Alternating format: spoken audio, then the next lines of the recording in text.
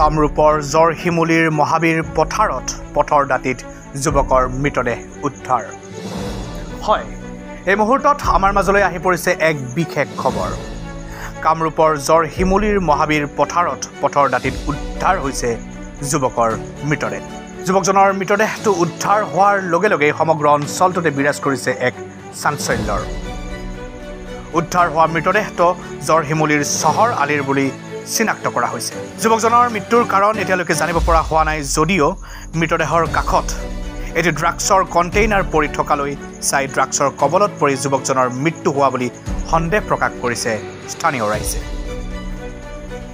ৰাইজৰ অভিযোগ যে সম্প্ৰতি দক্ষিণ কামৰূপৰ গৰৈমাৰী আৰু জৰশিমুলী অঞ্চলত ড্ৰাগছৰ এক ভয়াৱহ হটস্পটলৈ পৰিণত হৈছে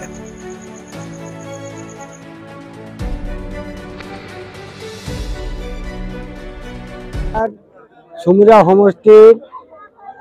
গড়াইমারি চক্র অন্তর্গত জসিমী মহাবীর পাতার গাঁও প্রধান হয় মই মুহিরুদ্দিন আলী গাঁও প্রধান আমার এলাকার জরশিমলী মহাবীর পাতা চারিআলির দক্ষিণ ফালে কোনোবাই দুর্বৃত্ত মারি রাস্তার ওচৰত পেলাই থৈ গেছে আমি গাঁও প্রধান দুজনে মহাবীর পাতার পুরান গৈছা কালাতলি পাতার কমলাপুর এই অঞ্চলের গাঁও প্রধান মুহিরুদ্দিন আলী আর জরশিমলী গাঁও প্রধান সামাদ আলী আরক্ষীক খবর দেও আর রাইজে আর আরক্ষীয়ে এই লাশটো চোৱা চিতা কৰি আছে এইখিনি আমাৰ কবলগীয়া কি হয়েছে एक्चुअली কোনোবা দুৰ্বৃত্তে ৰাতি মাৰি বা পেলাই থৈ গেছে উপৰত দিছে ড্ৰাগছৰ বটল আসলতে মেকিং এটো আসলতে মাৰি কোনোবাই পেলাই থৈ গেছে আৰ সৰু ভাইটিটো আমি কালি মানে যে ঘৰৰ পৰা 3টা মান বজাত ওলাই আছে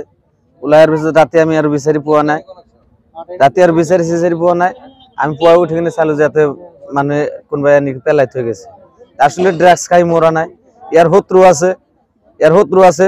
আৰ এই শত্ৰু কেইটাই ইয়াক মাৰি পেলাইছে মাৰি কিনে মানে ড্ৰাগসেৰ একটা অভিনয় দিয়ে কিনে থৈ গেছে এইখিনি আমাৰ কথা গৰৈমাৰীৰ পৰা আব্দুল ৱাহাব আহমেদৰ ৰিপৰ্ট নিউজ টাইম